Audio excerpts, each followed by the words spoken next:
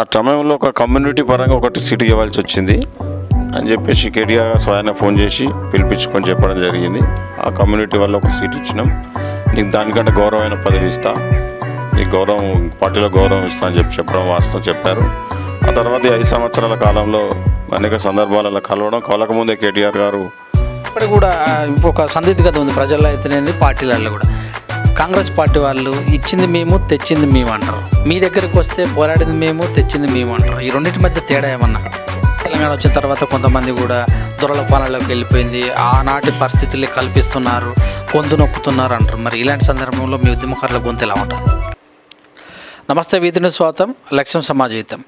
GHMC elections మరి కొద్ది రోజుల్లో ఉన్న సందర్భంగా ఆశావాహులందరూ అంటే వివిధ రకాల పార్టీ నుంచి వచ్చిన వాళ్ళైతేనేమి, మొదటి నుంచి కూడా కేసీఆర్ పార్టీ పెట్టినప్పటి నుంచో కూడా జై తెలంగాణ అని నిదానించిన మరి ఎవరైతే ఉద్యమకారులు ఉన్నారో వాళ్ళు కూడా ఈసారి మాకు ఖచ్చితంగా ఏదో పోస్ట్ ఇవ్వాలని, రాబోయే ఎలక్షన్లో మాకు కూడా కల్పించాలనే ఉద్దేశంతో అందరూ కూడా ముందుకొచ్చి తమ గళాన్ని వినిపిస్తున్నారు.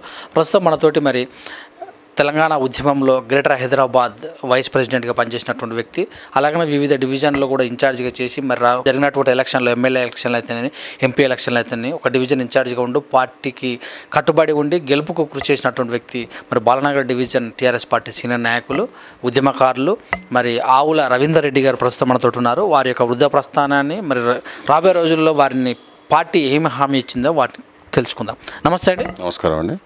ఉద్యమకారులు అంటే చురుకుగా మైక్ ముందు పెడితే అసలు పుంకాన ఉద్యమం గురించి చెప్తారు. అసలు మొదట మీరు ఉద్యమం వైపు మీకు ఎందుకు అనిపించింది? జనరల్గా హైదరాబాద్ నగరానికి జీవనోపాధి గురించి రావడం జరిగింది. మా ప్రాంతం ప్రస్తుత జనగామ జిల్లా రఘునాథ్పల్లి మండలం కుర్చపల్లి విలేజ్. అక్కడ 10th క్లాస్ అయిపోయిన తర్వాత ఇక పేరెంట్స్ ఏం చేస్తారు, జీవన ఉపాధి గురించి ఏదో పిల్లల భవిష్యత్తు బాగుండాలని చెప్పేసి హైదరాబాద్కి పంపించడం జరిగింది. హైదరాబాద్కి వచ్చి కొద్ది రోజులు హైదరాబాద్లో ఇంటర్మీడియట్ చేశాను. నేను చదువు పూర్తయిన తర్వాత బిజినెస్ పరంగా ప్రింటింగ్ ప్రెస్ పెట్టుకోవడం జరిగింది.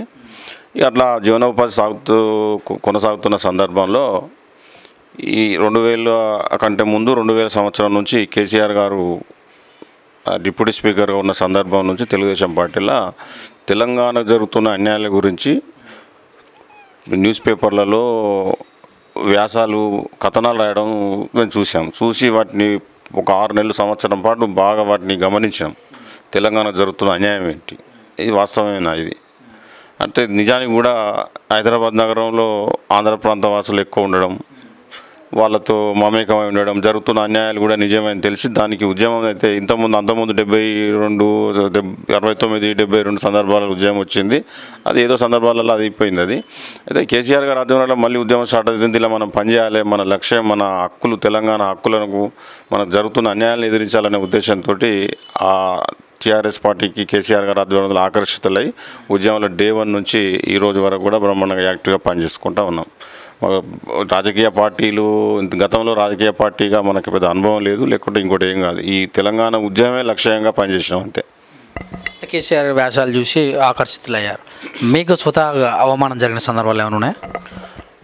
అంటే అప్పటికి స్వతహాగా ఉద్యమం స్టార్ట్ అయిన తర్వాత అనేక సందర్భాలుగా అవమానం జరిగింది. ఇక్కడ బాలానగర్ ప్రాంతంలో మేము జెండాలు కడుతున్న సందర్భంలో మీరు తెలంగాణ తెస్తారా, ఆయన కేసీఆర్ గారు తెలంగాణ తెస్తారు, మీరు వాళ్ళు కలిసి అవమానం మోహం పట్టుకొని అవమానపరిస్తే కూడా మనం ఎక్కడ కూడా వెనుకకు పోలేదు.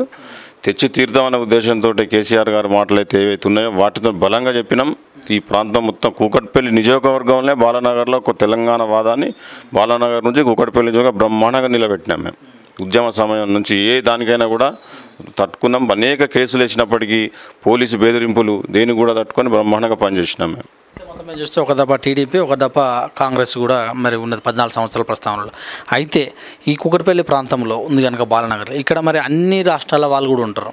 మరి ఆ రోజుల నుంచి కూడా ఉపాధి హామీ అంటే Balanagar, Kukatpally housing board cut చేస్తే కొన్ని చోట్ల నాచారము, మల్లాపూరు ఈ ఏరియాలలో ఎక్కువగా మరి విజయనగరం వాళ్ళు, అన్ని ప్రాంతాల వాళ్ళు వస్తుంటారు.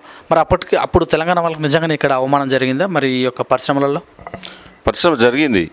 ఒక తెలంగాణ యాస భాషనే మన సినిమాలో ఎట్లా చూపించారు, ప్రాక్టికల్గా ప్రజలలో కూడా ఒక ఎగతాళి, ఒక అవహేళన సాగింది. ఇక ముఖ్యమంత్రుల విషయంలో, ప్రభుత్వాల విషయంలో ఇప్పుడు జరుగుతూనే ఉంది. అది ఈ నీటి దోపిడీ కానించి అన్ని మన ఉద్యోగాలు నీళ్ళు దోపిడీ ఇవన్నీ జరుగుతుంది కదా.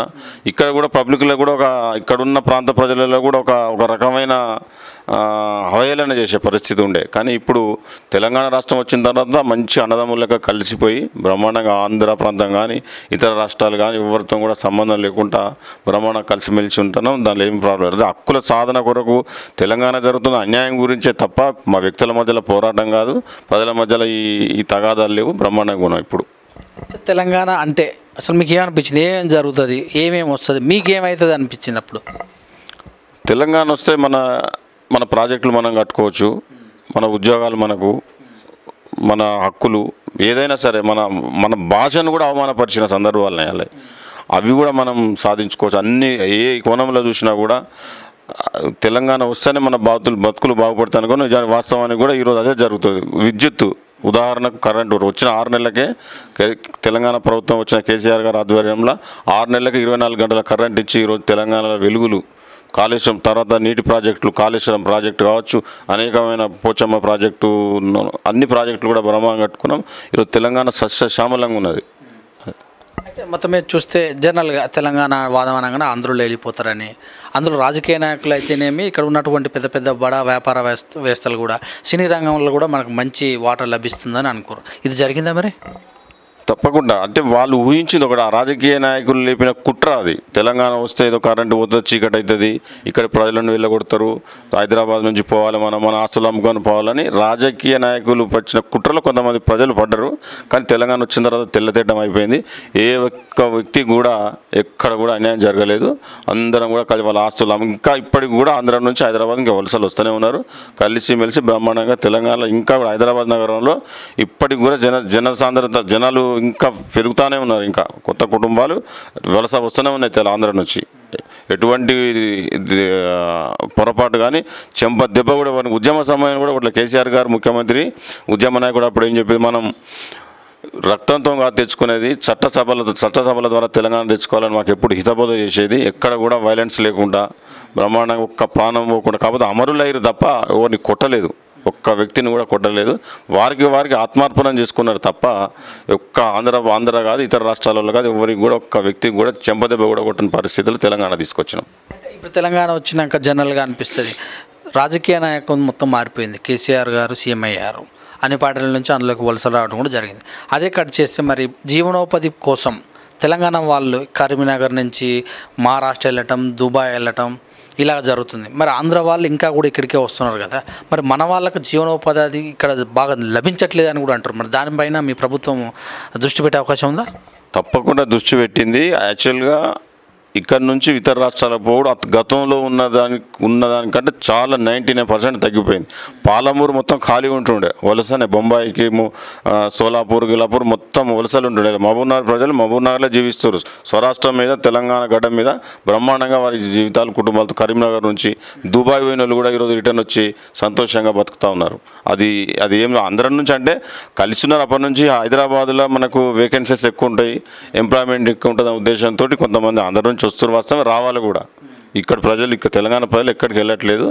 వారికి ఏదైనా ఇంకా పై చదువుల గురించి, మంచి ఉద్యోగాల గురించి దాని గురించి పోతున్నారు తప్ప వలసలు అనేది చాలా వరకు తగ్గిపోయినాయి తెలంగాణలో.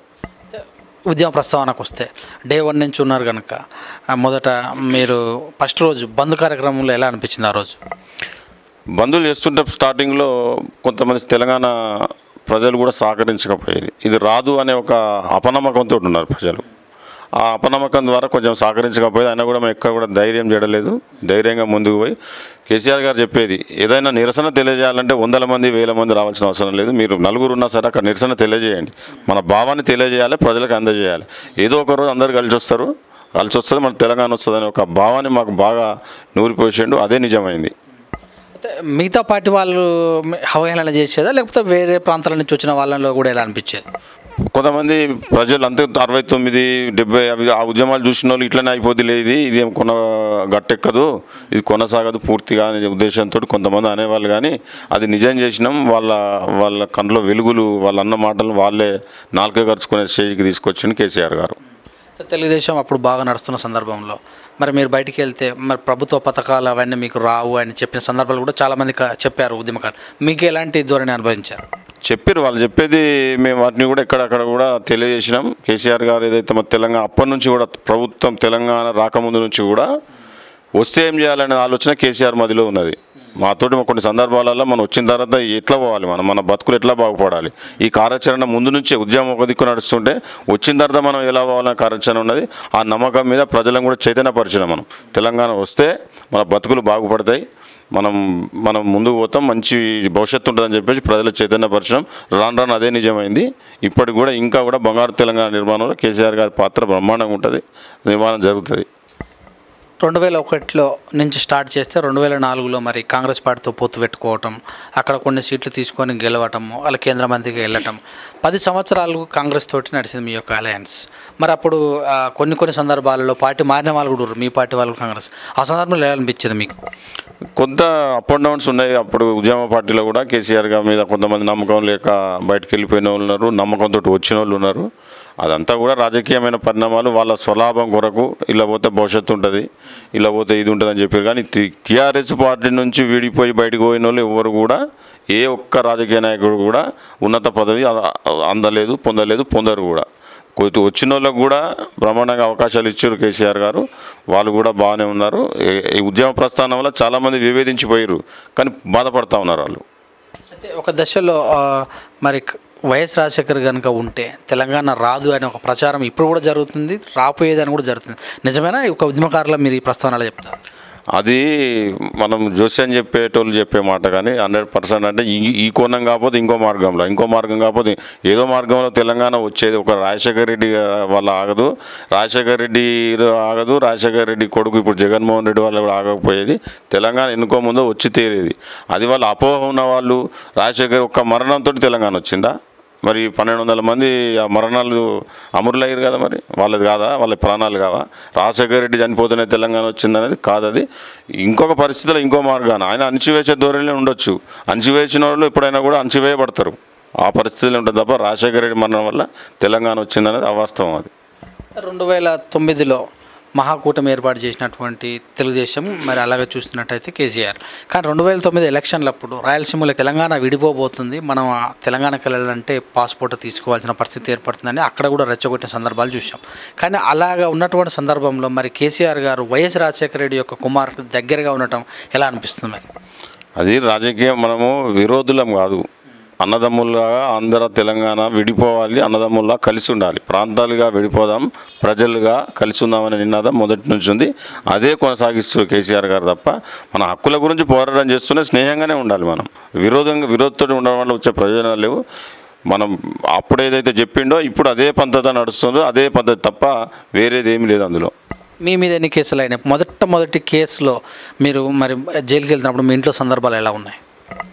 అంటే నాకు ఉద్యమ సందర్భంలో మొత్తం ఎప్పుడు 2008-9 నుంచి ఎక్కువ కేసులు. అంతకుముందు అంటే ప్రివెంట్ అరెస్టులు, ఇక్కడనే లోకల్ పోలీస్ స్టేషన్లోనే బెయిల్ రావడం తప్ప. కానీ 2009 ఎప్పుడైతే కేసీఆర్ అమరనాథ దీక్షకి వెళ్ళారో అప్పటి నుంచి కేసులు అయినాయి. నేను అంటే మధ్యలో కేసులు అయిన సందర్భం 2011లో జైలుకి వెళ్ళడం కూడా జరిగింది. చెంచల్గూడ జైల్లో కూడా నేను 4-5 రోజులు ఉన్నా. కొంచెం ఇంట్లో వాళ్ళు అప్పుడప్పుడు సందర్భాలల్లో ఎందుకు ఇది వచ్చేది లేదు అని వాళ్ళకు కూడా ఒక అపోహ. సమయాన్ని ఎక్కువ ఉద్యమానికి కేటాయిస్తున్నాం కదా, ఇంట్లో పిల్లలు ఫ్యామిలీతో గడపడం, ఈ రాత్రి పగలు పోలీసు వాళ్ళు రావడం, ఇబ్బంది పెట్టడం, ఇదంతా ఎందుకు మనకు? ఏమైనా ఒక నిరాశ నిస్పృహలకు గురైంది మాత్రం వాస్తవమే. వాళ్ళకు కూడా ధైర్యం చెప్పినాం, వాళ్ళలో కూడా తేవాలి, మనం ఇంత దూరం వచ్చినాం, సాధించితేనే మన లక్ష్యం నెరవేరుతున్న ఉద్దేశంతో వాళ్ళు కూడా తర్వాత సహకరించారు. చూసినట్టయితే మీరు కూడా మధ్యతరగతి వ్యక్తులే, మరి ఇటు కుటుంబ పోషణ అటు ఉద్యమాన్ని రెండు మరి కేసీఆర్ గారు డే తప్పింది ఉద్యమం బాగా నడుస్తున్న సందర్భంలో డైలీ బయటకు వచ్చి కార్యకర్తలు రోడ్ల మీద ఉన్న సందర్భం అప్పుడు ఎలా ఉండేది? ఇది వాస్తవం. నిజానికి కూడా మేము మా సమయాన్ని కోల్పోయినాం, ఆర్థికంగా కూడా వెనుకబడ్డాం. ఇది 100% వాస్తవం. ఎందుకంటే ఆ వయసులో సంపాదించుకునే సమయాన్ని మొత్తం 14 సంవత్సరాలు దాదాపు ఉద్యమానికి కేటాయించాం. దానివల్ల వ్యాపారం దెబ్బతింది, కుటుంబం కూడా ఎంతో ఎదగవలసిన వాళ్ళం ఎదగకుండా ఏదో పిల్లలను చదివించుకోవడం, ఆ ఇబ్బందులు పడకుండానే గడిపినాం తప్ప ఉద్యమానికి సమయం ఇవ్వడం వల్ల ఆర్థికంగా నష్టపోయిన మాట వాస్తవమే. అయినా కూడా మాకు ఒక సాధించినామనే ఒక తృప్తి కలిగి ఉన్నది. అయితే అక్కడక్కడ ఆత్మహత్యలు చేసుకున్న సందర్భాలు, శ్రీకాంతాచారు మరణం తర్వాత ఉవ్వెత్తున ఎగిసిపడేటువంటి తెలంగాణ ఉద్యమం, ఆ సందర్భంలో ఒక ఉద్యమకారులు మీరు ఎలా ఉద్వేగానికి లోనయ్యారు? ఆ సందర్భం చాలా బాధాకరం. చాలామంది చనిపోయినప్పుడు కూడా మేము ఈ విద్యార్థులకు ఆ మరణాలు చూసి చాలా సందర్భాల్లో ఒక వెన్నుదిరిగి చూసుకోవాల్సిన పరిస్థితి వచ్చింది. కాకపోతే కేసీఆర్ గారు కానీ ఇతర జేఏసీలు ఉన్నప్పుడు కూడా ఆత్మార్పణ వద్దు, మనం సాధించుకుందాం తెలంగాణ ధైర్యం నూరిపోశారు. కానీ కొంతమంది ఆవేశానికి గురైపోయి చనిపోయడం వాళ్ళ కుటుంబాలకు కూడా పాపం తీరని లోటు అది. తెలంగాణ వచ్చిన తర్వాత కూడా మ్యాక్సిమం అందరికీ కూడా ఉద్యోగాలు, వాళ్ళ కుటుంబం కూడా కొంత ఆర్థిక సాయం కూడా కేసీఆర్ ప్రభుత్వంలో అందజేయడం కూడా జరిగింది. ఇంకెక్కడో ఒకళ్ళు ఇద్దరు ఏమైనా అన్యాయం జరిగి ఉంటే వాళ్ళ వ్యవహార శైలి, వాళ్ళ ఒక రిపోర్ట్ సరిగా లేక ఏమైనా ఇబ్బంది పడితే 1-2 అలా ఉండొచ్చు. వాళ్ళకు కూడా దొరికితే కూడా ప్రభుత్వం తరఫున న్యాయం చేస్తారు. ఈ ఉద్యమ పీరియడ్ ముందు ఎలా అనిపించింది మీకు? ఉద్యమంలో పాల్గొన్నందుకు ఇప్పటికి కూడా ఎలా ఫీల్ అవుతారు? చాలా హ్యాపీగా ఫీల్ అవుతాం. స్వతంత్రం అయితే ఇప్పుడు స్వతంత్ర సమరయోధులు అయితే ఎట్లయితే భారతదేశానికి స్వతంత్రం వచ్చినప్పుడు సంబరాలు చేసుకున్నారో, సంతోషంగా ఉన్నారో, ఒక ఫిట్నెస్గా ఉన్నారో, మేము మానసికంగా మంచి ఫిట్గా తెలంగాణ సాధించడం గౌరవంతో ఉన్నాం. చాలా గౌరవంగా ఫీల్ అవుతాను. ఇప్పుడు కూడా ఒక సందిగ్ధత ఉంది ప్రజల్లో అయితేనేది, పార్టీలలో కూడా. కాంగ్రెస్ పార్టీ వాళ్ళు ఇచ్చింది మేము, తెచ్చింది మేము అంటారు. మీ దగ్గరికి వస్తే పోరాడింది మేము, తెచ్చింది మేము అంటారు. ఈ రెండింటి మధ్య తేడా ఏమన్నా? వాళ్ళు ఇచ్చింది లేదు, తెచ్చింది మేము. వాళ్ళ దగ్గర నుంచి తెచ్చుకోగలిగినాం మేము. వాళ్ళ దగ్గర వాళ్ళు ఇవ్వవలసిన పరిస్థితిని క్రియేట్ చేసిండో కేసీఆర్ గారు. తప్ప ఇవ్వకపోతే మరణం అంతే. ఇంకా తప్పని పరిస్థితులు ఇచ్చారు తప్ప వాళ్ళు ప్రేమతోటి ఇచ్చే. మరి ఇన్ని సంవత్సరాలు ఎందుకు 2014లో ఎందుకు ఇచ్చారు? ఇన్ని సంవత్సరాలు, 60-70 సంవత్సరాల కాలంలో తెలంగాణ ఉద్యమం ఎప్పటికీ నడుస్తూనే ఉంది కదా, అప్పుడు ఇవ్వచ్చు కదా. ఇవ్వవలసిన సిచ్యువేషన్ను కేసీఆర్ గారు క్రియేట్ చేసారు. మొత్తం జేఏసీ ద్వారా తెలంగాణలో ఉన్న ప్రజల్ని మొత్తం కూడా ఉద్యమం వైపు మళ్లించండి. ఇవ్వని తప్పని పరిస్థితుల్లో తెలంగాణ ఇవ్వాల్సి వచ్చింది. అయితే 2 ఎంపీలతోటి 200 మంది పైన ఎక్కువ సైన్ చేసేవలసిన విషయంలో మరి ఎలా సాధ్యమైంది అని కూడా అంటారు. దీన్ని బట్టి 2 ఎంపీలు ముఖ్యంగా కేసీఆర్ గారు పార్లమెంట్ ఉండడం, మన వాయిస్ వినిపించడం. ఇంకొకటి, ఉద్యమం ద్వారా తెలంగాణ రాష్ట్రం రగిలిపోయింది. అది 2 ఎంపీలని ఒక కేసీఆర్ గారే ఒక 200-300 మంది ఎంపీల లాగా బలం ఉంది ఆయనకు. అట్లా పార్లమెంట్లో కొట్లాడి తెలంగాణలో జరుగుతున్న వాటిని కూడా పార్లమెంట్ దృష్టికి తీసుకుపోయి సోనియా గాంధీ దృష్టికి తీసుకుపోయి తెలంగాణ ఇవ్వాల్సిన పరిస్థితిని కల్పించిండు. రేపు బంద్ అనగానే మీ యొక్క కార్యాచరణ ఎలా ఉండేది? రేపు బంద్ అంటే మాకు కాల్ వచ్చిన మరుక్షణం గంటల పోలీసు వాళ్ళు ఇంటి దగ్గర ఇక్కడ అరెస్ట్ చేసి తీసుకుపోయి ఈ పోలీస్ స్టేషన్ ఆ పోలీస్ స్టేషన్లో తిప్పి మొత్తం ప్రోగ్రామ్ అయిన దగ్గర వదిలిపెట్టేది. మేము కూడా కొన్ని సందర్భాలలో బంద్ కాల్ ప్రకటించే ముందే ఇంట్లోకి వెళ్ళి తప్పించుకొని పోయి బయట ఉండి మా కార్యాచరణ ఇక్కడ ఏం చేయాలో చేసేసి మళ్ళీ దొరకకుండా చేసేది. ఎప్పుడైనా సరే పోలీసు వాళ్ళు ఎంత ఉత్సాహంగా పనిచేస్తే వాళ్ళకంటే డబల్ ఉత్సాహంతో మేము పనిచేసి మా కార్యాచరణ ఏదైతే ఉందో, పార్టీ ఏదైతే ఇచ్చిందో, కేసీఆర్ గారు ఏదైతే ఇచ్చారో దానికి ఫుల్ఫిల్ చేసి వచ్చేది. మేము బాగా ఇబ్బంది పెట్టిన రాజకీయ నాయకులు కానీ పోలీసులు ఉన్నారా? పోలీసులే ఉన్నారు. రాజకీయ నాయకులతో పెద్ద ఇబ్బంది ఏం లేదు. ఇక్కడ కూడా జేఏసీ 2009 తర్వాత జేఏసీ ఏర్పడ్డాక అన్ని పార్టీలతో కలిసి పనిచేసినాం. అక్కడ ఏం లేదు. పోలీసు వాళ్ళు చేయొద్దని చిన్నపిల్లలు అప్పుడు రాత్రి 1 గంటకు 2 గంటలకు వచ్చి అరెస్ట్ చేయడం, పిల్లలు ఏడవడం, అట్లా కొంచెం ఇబ్బంది కలిగింది తప్ప వేరే ఏం రాజకీయ పార్టీలతో మాకు ఇబ్బంది ఏం లేదు. అయితే మరి ఇదంతా ఒక ఎత్తు, తెలంగాణ పార్లమెంటులో ఆమోదం పొందుతున్న సందర్భంలో ఎలా ఉద్వేగానికి గురయ్యారు? రావాలనే పట్టుదల గట్టిగా ఉంది. వచ్చినప్పుడు వస్తుంది అనే నమ్మకం ఉంది. ఇక ఉద్వేగం వచ్చింది అనే చాలా సంతోషంగా ఫీల్ అయినాం. అదే సంతోషంగా ఇప్పటికి కూడా ఉన్నాం. తెలంగాణ రాష్ట్రం అనేది మామూలు విషయం కాదు. అది అంత 60-70 సంవత్సరాల చరిత్ర ఆంధ్ర పాలకుల రాష్ట్రంలో ఉన్న రాష్ట్రాన్ని విడదీయడం అనేది కేసీఆర్ తోటే ఆయన సాధ్యమైంది తప్ప ఇతరులతో కాకపోతుండే. చాలా హ్యాపీగా ఉన్నాం, మేము హ్యాపీగా ఫీల్ అయినాం. తెలంగాణ వచ్చిన తర్వాత కొంతమంది కూడా దొరల పాలనలోకి వెళ్ళిపోయింది, ఆనాటి పరిస్థితుల్ని కల్పిస్తున్నారు, గొంతు నొక్కుతున్నారు అంటారు. మరి ఇలాంటి సందర్భంలో మీ ఉద్యమకారుల గొంతు ఎలా ఉంటుంది? ఉద్యమకారులుగా అవకాశాలు అందరికీ రాని మాట వాస్తవమే. అయితే అందరికి కూడా ఒకసారి రావు. సరే, క్రమేణా కొన్ని సందర్భాలకు కొందరికి వచ్చినాయి, కొందరికి రాలేదు. రాజకీయమైన అవసరాల రీత్యా, పార్టీ బలోపేతం దృష్ట్యా ఇతర పార్టీలను కూడా ఆహ్వానించడం కూడా అవసరమే. అట్లా తీసుకుని వాళ్ళకు కూడా కొన్ని అవకాశాలు ఇచ్చారు. భవిష్యత్తులో నాలాంటి వాళ్ళకు అవకాశాలు రాని వాళ్ళకు కూడా భవిష్యత్తులో ఇస్తారని ఆశిస్తున్నాం. తప్పకుండా అందరికీ న్యాయం జరుగుద్ది. మీరు బాలనగర్ నుంచి కూడా ఆస్పిరెంట్గా ఉన్నారు 2016లో, ఇది 2014లో ప్రభుత్వం ఏర్పడిన తర్వాత 2016లో. సో మరి ఆ సమయంలో మరి మిమ్మల్ని పార్టీ పెద్దలు పిలిపించి ఎలాంటి ఆదేశాలు ఇచ్చారు? ఆ సమయంలో ఒక కమ్యూనిటీ పరంగా ఒకటి సీటు ఇవ్వాల్సి వచ్చింది అని చెప్పేసి కేటీఆర్ స్వయాన ఫోన్ చేసి పిలిపించుకొని చెప్పడం జరిగింది. ఆ కమ్యూనిటీ వల్ల ఒక సీట్ ఇచ్చినాం, నీకు దానికంటే గౌరవమైన పదవి ఇస్తా, నీకు గౌరవం పార్టీలో గౌరవం ఇస్తా అని చెప్పడం వాస్తవం చెప్పారు. ఆ తర్వాత 5 సంవత్సరాల కాలంలో అనేక సందర్భాలలో కలవకముందే కేటీఆర్ గారు నీకు గౌరవిస్తాం, నీకు చేస్తామని చెప్పారు. కానీ వివిధ రాజకీయ కారణాల వల్లనో లేకపోతే ఇంకోటి ఇది జరగలేదు. మళ్ళీ ఇప్పుడు జిహెచ్ఎంసీ ఎన్నికలు మళ్ళీ వచ్చినాయి. ఈసారి కూడా తప్పకుండా టికెట్ ఇస్తా అని హామీ ఇచ్చారు కేటీఆర్ గారు. తప్పకుండా వస్తుందని అనుకుంటున్నాం.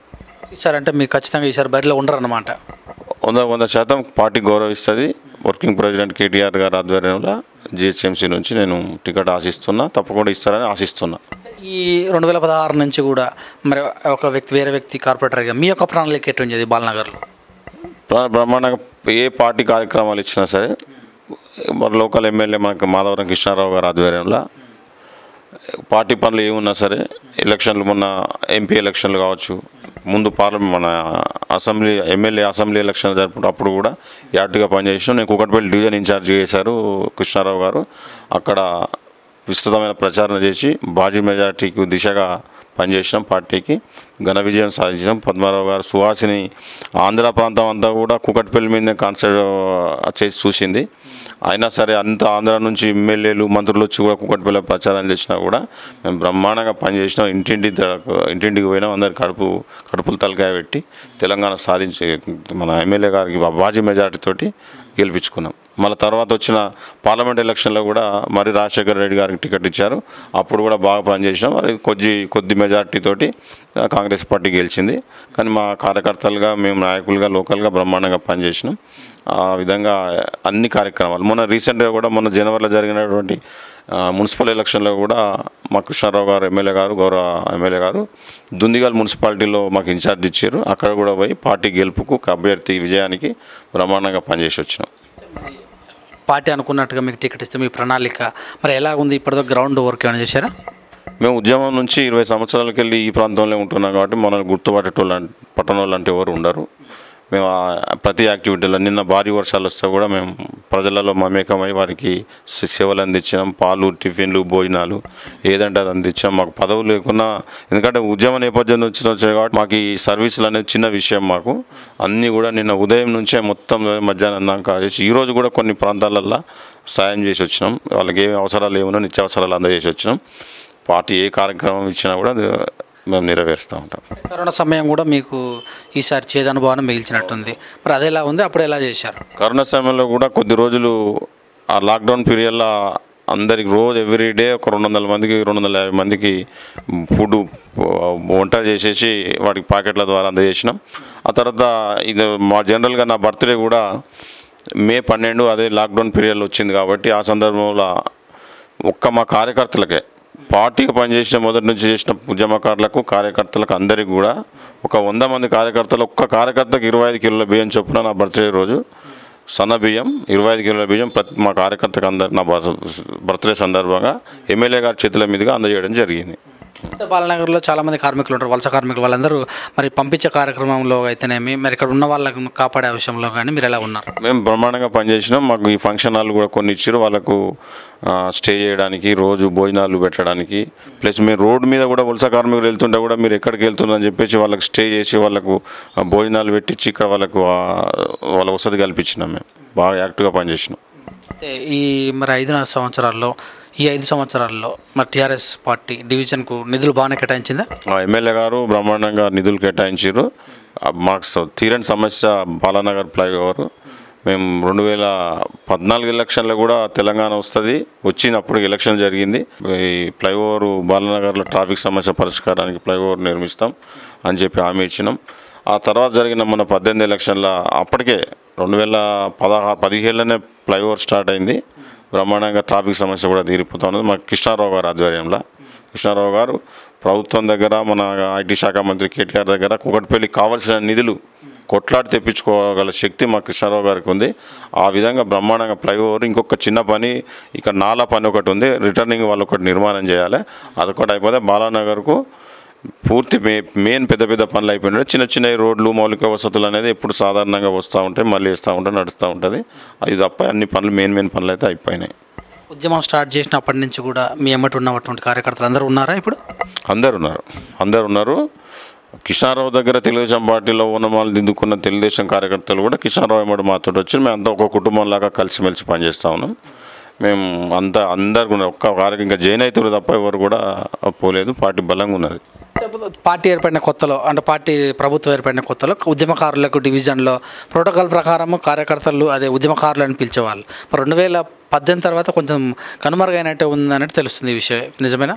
అంటే ఇంకా అది సాధారణంగా జరుగుతుంది. ఉద్యమకారులుగానే గుర్తింపబడతారు. ఇప్పుడు స్వతంత్రం వచ్చి 50-60 ఏళ్ళైనా కూడా స్వతంత్ర సమాజుడు అంటాడు తప్ప వేరే ఏముండదు. అట్లా ఎవరు గుర్తింపాలకు ఉంటుంది. రాజకీయంలో ఏముంటుంది, ఎప్పుడు యాక్టివ్ ఉన్నప్పుడే గుర్తుంటుంది. యాక్టివ్నెస్ తగ్గితే మర్చిపోతారు ప్రజలు. కొంతమందికి టికెట్లు ఇవ్వచ్చు ఉద్యమకారులు, ఇంకా చాలామంది ఉంటారు. మరి వాళ్ళకి ప్రభుత్వం స్పెషల్గా ఏమైనా చేయమంటారా మీ మాటల్లో? ఉద్యమకారులాగా అప్పుడు పనిచేసినటువంటి ఉద్యమకారులకు కొంచెం ఏదో ఒకటి వాళ్ళ జీవనం, వాళ్ళ పరిస్థితులను బట్టి, వాళ్ళ ఆర్థిక స్తోమతను బట్టి, వాళ్ళ బతుకు తెరువును బట్టి ఏదో ఒకటి చూపిస్తే కూడా బాగానే ఉంటుంది. చూడాలనే కాన్సెప్ట్ కూడా మా ముఖ్యమంత్రి కేటీఆర్ దగ్గర ఉంది. తప్పకుండా చేస్తారని, అది ఏ స్థాయిలో ఆ స్థాయిలో కొంచెం అవకాశం కల్పిస్తే బాగుంటుంది. ఎందుకంటే ఆ సమయంలో చాలా సమయాన్ని కోల్పోయినాం, ఆర్థిక స్తోమత తగ్గిపోయింది కాబట్టి వాళ్ళకి సహకరిస్తే బాగుంటుంది. మా టీవీ తరఫున బాలనగర్ ప్రజలకైతేనేది, మీ ప్రభుత్వానికి అయితే ఏం చెప్తారు? రేపు జిహెచ్ఎంసీ ఎలక్షన్లో టీఆర్ఎస్ పార్టీ తరఫున ఏ అభ్యర్థి వచ్చినా సరే ఘన విజయంగా గెలిపించాలని కోరుతా ఉన్నాం. మీకున్న మౌలిక వసతులు, సదుపాయాల గురించి మా పార్టీ కార్యకర్తలు, మా పార్టీ నాయకులు, మా ఎమ్మెల్యే గారు మీకు ఎప్పుడు అందుబాటులో ఉంటారు. డెఫినెట్గా కేసీఆర్ గారి యొక్క సంక్షేమ పథకాలు ఏవైతే ఉన్నాయో, అభివృద్ధి ఒక దిక్కు, సంక్షేమ దిక్కు, రెండు కన్నులుగా ఈరోజు తీసుకుపోతూ ఉన్నారు. ప్రజలే ముఖ్యం, ప్రజల బాగోగులే ముఖ్యమైన దిశగా తెలంగాణ ప్రభుత్వం నడుస్తుంది. కేసీఆర్ గారిని మళ్ళొకసారి జిహెచ్ఎంసీ ఎన్నికల్లో ఆశీర్వదించాలి. మా బాలానగర్ ప్రజలకు ఎటువంటి సమస్యలు ఉన్నా కూడా తీర్చడానికి మా ద్వారా ఎమ్మెల్యే గారి ద్వారా ప్రభుత్వానికి తీసుకుపోయి సమస్యలు తీరుస్తామని తెలియజేస్తాము. Thank you sir. Thank you very much. ఇదని మరి ఉద్యమకారుడు పార్టీ పెట్టిన కాడి నుంచి కేసీఆర్ను ఫాలో అవుతూ ఉద్యమంలో పాల్గొని 18 కేసుల వరకు కూడా ఉండి మరి ప్రభుత్వం ఏర్పడిన తర్వాత క్లియర్ చేసుకోవటం, మరి ఇలాగనే ముందుకెళ్తూ ఏనాడు కూడా నిరాశపడకుండా పార్టీ పదవులకు కూడా ఇప్పటి వరకు ఎక్కడ కూడా ముందుకెళ్లకుండా మరి చెప్పినటువంటి విధానం ప్రకారం 2016లో కేటీఆర్ గారు మీకు అవకాశం ఉంటుంది, గౌరవమైన పదవి ఉంటుంది అన్నమాట ఒక నమ్మకంతో ముందుకెళ్తున్న వ్యక్తి, కరోనా సమయంలో తగు సహకారాలు అందించినటువంటి వ్యక్తి. అలాగే చూసినట్టయితే మరి ఇప్పుడు టికెట్ నాకు ఇస్తే మరి నేను చేసినటువంటి ఉద్యమానికి గుర్తింపుగా ఉంటుందని ముందుకెళ్తున్నటువంటి ఆవుల మరి రవీందర్ రెడ్డి గారి యొక్క ఉద్యమ చరిత్ర అయితే రాజకీయ చరిత్రను స్పష్టంగా చూస్తున్నాం. విత్ న్యూస్ లక్ష్యం సమాజం. కెమెరామెన్ మహేష్తో మీ సురేష్ దండు.